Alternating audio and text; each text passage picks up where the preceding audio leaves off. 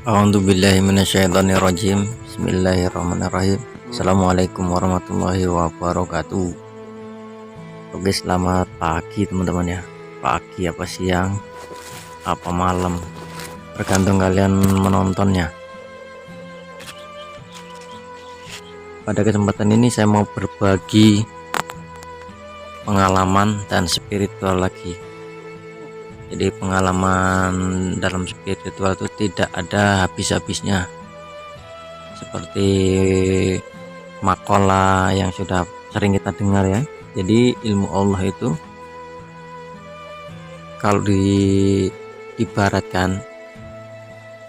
ranting-ranting itu sebagai penanya dan daun-daun itu sebagai kertasnya, dan air di lautan itu sebagai tintanya. Itu masih banyak ilmu Allah.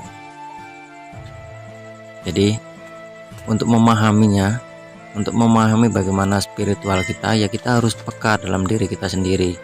Pelajaran apa yang akan kita terima dan pelajaran apa yang sudah kita terima. Seperti itu teman-teman ya.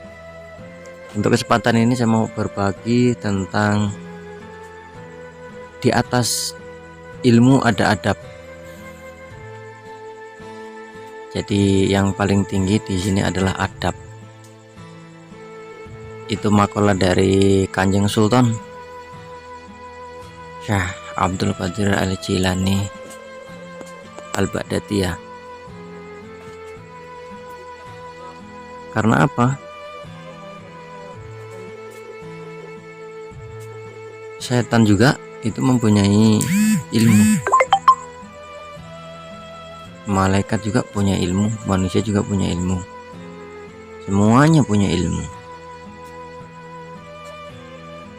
Jadi apa yang paling tinggi di atas ilmu? Yaitu adab.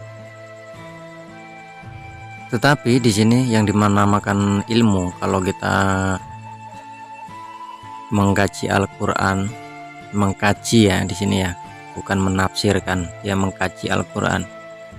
Perkara ada kalimat tentang ilmu. Ilmu yang dimaksud di sini adalah ilmu tentang Allah. Bukan ilmu lain ya teman-teman ya. Ilmu tentang Allah. Jadi barang siapa yang sudah mengenal Allah, itu adalah orang yang berilmu.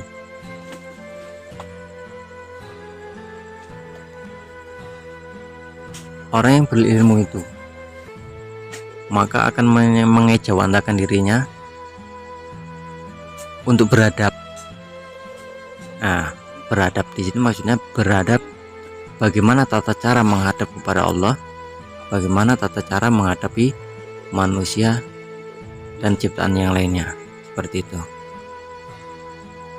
Jadi ilmu yang kita cari-cari, ilmu yang kita dapat harus membuahkan hasil.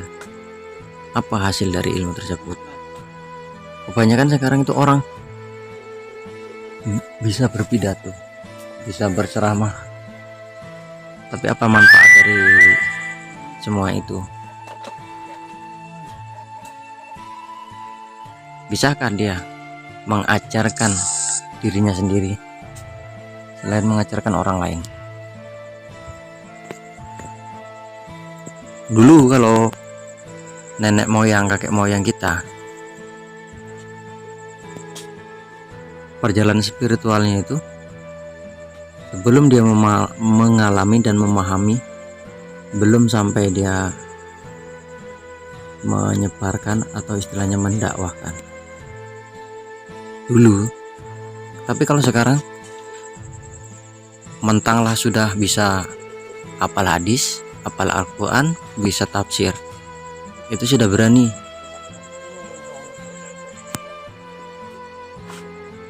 Sudah berani apa itu? Sedih kalau kita mendengarkannya. Jadi perkataan tuh kadang tidak sesuai dengan ekspektasi perbuatannya. Dan enggak bukan sedikit seperti ustadz yang katanya dalam tanda kutip gelarnya ustadz tapi kelakuannya bejat. Pantaskah?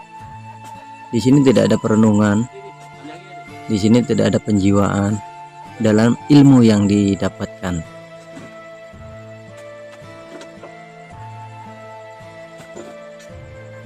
Ilmu kalau kita pelajari lebih dalam, yaitu ilmu tentang Allah, itu akan pasti akan membuahkan hasil.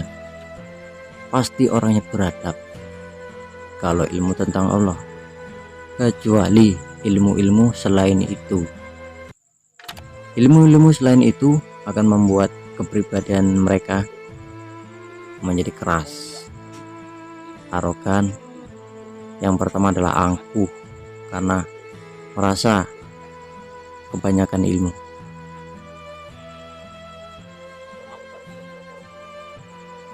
Jadi ilmu yang benar ya, bagaimana ilmu yang benar? Ilmu yang benar itu adalah ilmu mengenal tentang Allah, berma'rifatullah. Berma'rifatullah yaitu sudah pernah kita sampaikan, mengenal Allah itu dari 4 segi, dari 4 komponen, dari 4 penjuru, dari 4 metode. Terserah kalian mau mengartikannya seperti apa, yaitu mengenal Allah itu dengan zatnya, sifatnya, af'alnya, asmanya.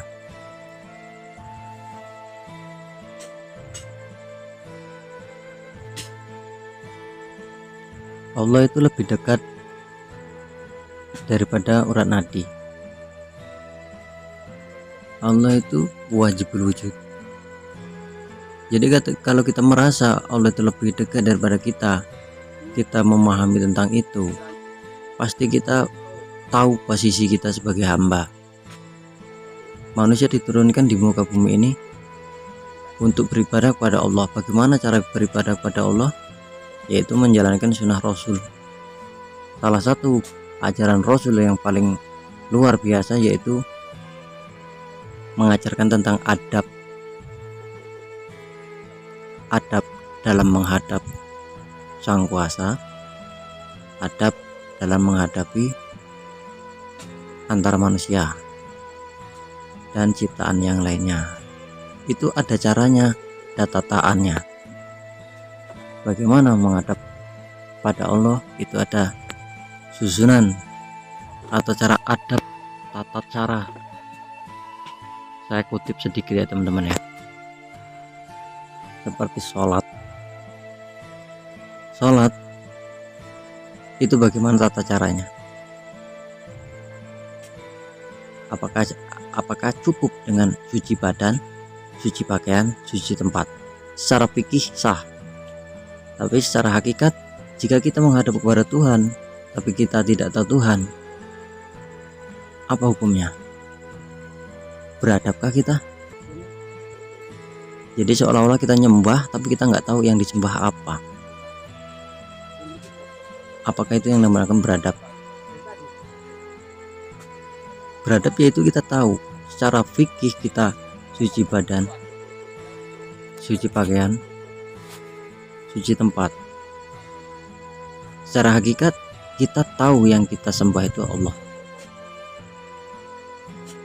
Bagaimana kita mengingat Allah kalau kita belum tahu Allah?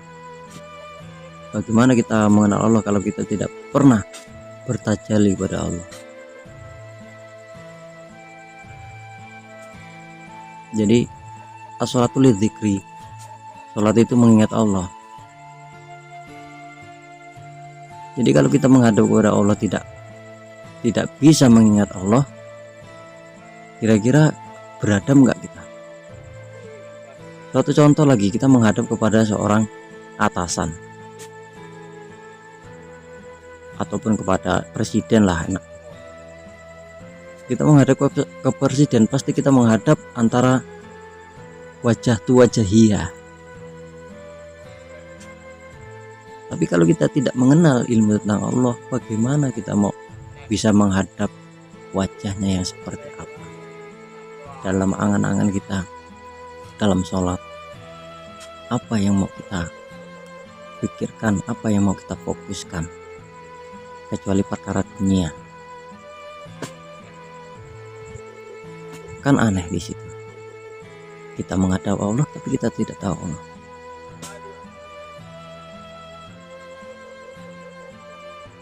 Jadi bagi kalian yang baru mu'alaf, yang baru istilahnya bukan mu'alaf juga, yang istilahnya orang Islam baru bertaubat,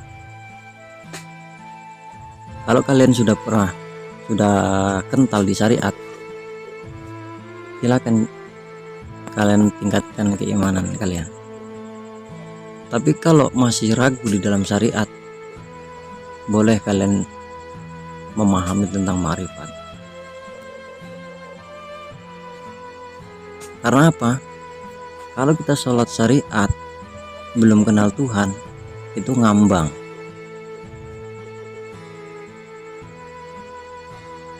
Tapi kalau kita kenal hakikat, tidak melakukan syariat, juga pontang-panting. Seperti itu. Coba direnungkan, diresapkan. Pengalaman yang seperti ini 5 tahun yang lalu saya rasakan. Kental dengan syariat, saat, tapi belum tahu mana titik fokus, mana titik dimana kita ketika takbir Allahu Akbar sampai salam.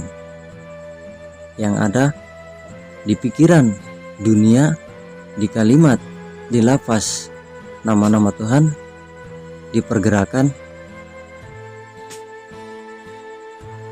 rukun sholatnya. Jadi antara 3 itu tidak sinkron.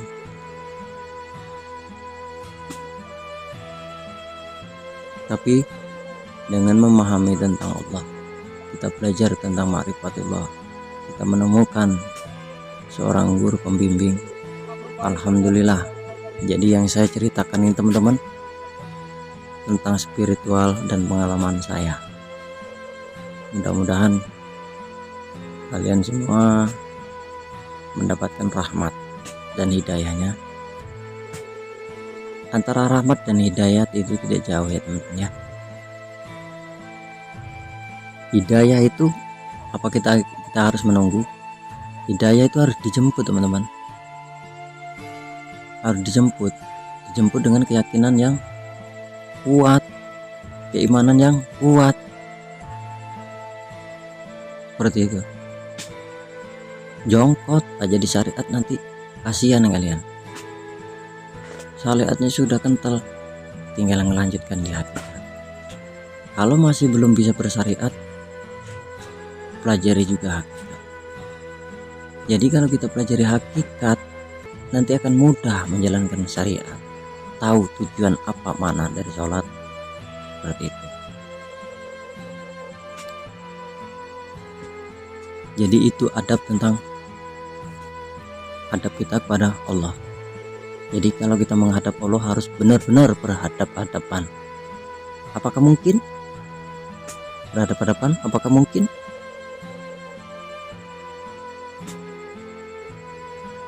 Kalau kalian yang berpedoman dengan Nabi Isa, Nabi Musa, ketika pertemuannya dengan Allah, di situ banyak kalimat mutasyabihat, kalimat yang bukan sesungguhnya. Jadi masih ada kalimat arti lain daripada itu. Apa itu petir, apa itu sambaran, apa itu kilat, itu dikupas lagi teman-teman ya. Jangan cuman apa yang diartikan di situ itu artinya. Terkadang bukan itu artinya. Kalau di fikih memang seperti itu. Kalau di tafsir ya memang seperti itu artinya. Tapi coba sekali-kali kalimat-kalimat Allah itu ditadaburi.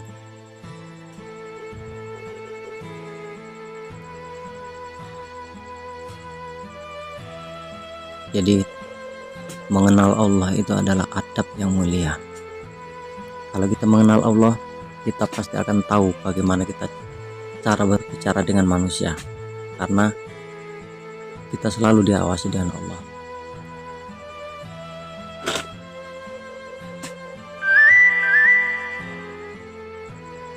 Berhadapan dengan manusia pun kita harus punya adab, apalagi kepada orang yang lebih tua daripada kita. Harus ada tata caranya, nggih kula nuwun kalau bahasa Jawa. Andap asor, sopan santun, itu sesama manusia.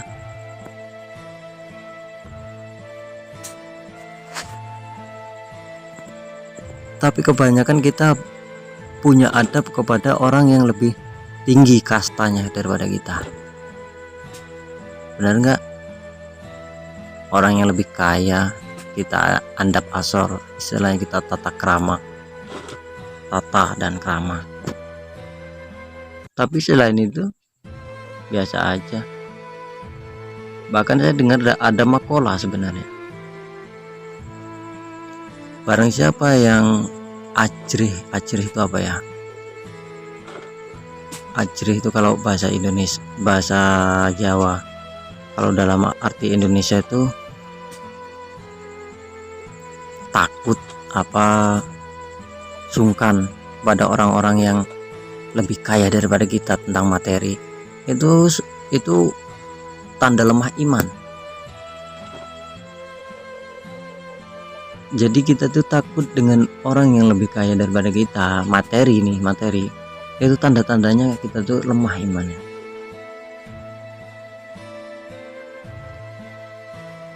Dan ada makalah lain, hormatilah orang tua. Di sini hormati orang tua ya teman-teman ya. Ada kalimat, ada arti lain di balik itu. Yang pertama memang benar kita harus menghormati kedua orang tua kita. Yang kedua kita harus menghormati orang yang lebih tua daripada kita. Itu secara materi teman-teman. Tapi secara hakikat kita harus menghormati orang yang mempunyai keilmuan tentang Allah yang lebih tua daripada kita. Biarpun yang mengajari tentang ilmu ketuhanan itu di bawah umur dari kita. Bahkan mengajarkan ilmu ketuhanan itu bukan hanya manusia, bahkan dari pepohonan, rerumputan, binatang. Kalau kita peka, mereka pun mengajari tentang ketuhanan pada kita. Kalau kita peka,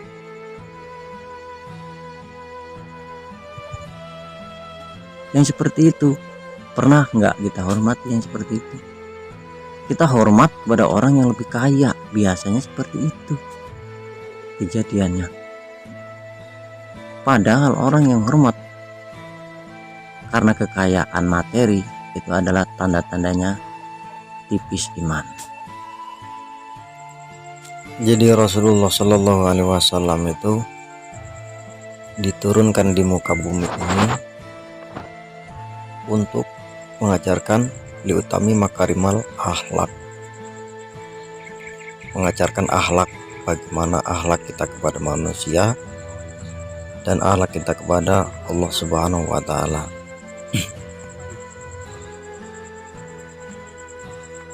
Seperti kita kalau melakukan ibadah di dalam masjid pun kita harus mempunyai akhlak. Di masjid, di rumah Allah, apalagi di Mekah sana, akhlaknya seperti apa? Masuk ke dalam rumah Allah ya harus permisi, kula nuwun. Masuk ke dalam rumah Allah yang diperlukan apa sih? Apakah rumahnya Allah? Apa yang punya rumah itu? Nah, pernah nggak sih kalian mikirkan seperti itu? Kalian bersyahadat. Syahadat sendiri itu ikrar. Ikrar bagi seorang hamba kepada Tuhannya. Jadi bagaimana ikrar itu? Asyhadu an la ilaha illallah wa asyhadu anna Muhammadar Rasulullah. Saya bersaksi. Di situ kalimat saya bersaksi berarti kan kalian menyaksikan. Kalau kalian tidak menyaksikan berarti bohong. Syukur alhamdulillah bagi kalian yang sudah menyaksikan, yang benar-benar menyaksikan. Tapi yang tidak menyaksikan, dia mengaku menyaksikan, itulah harus ditatar lagi. Itulah fungsinya Kanjeng Nabi turun ke bumi ini, untuk supaya berikrar, dengan sejatinya berikrar, dengan sejatinya menyaksikan. Jadi bukan saksi palsu. Nah, disitulah kalau benar-benar menyaksikan, dialah orang yang beradab. Di dalam kehidupan sehari-hari pun kita diajarkan, bahkan dari kecil kita sudah diajarkan bagaimana kita mempunyai adab atau tata krama, sopan santun.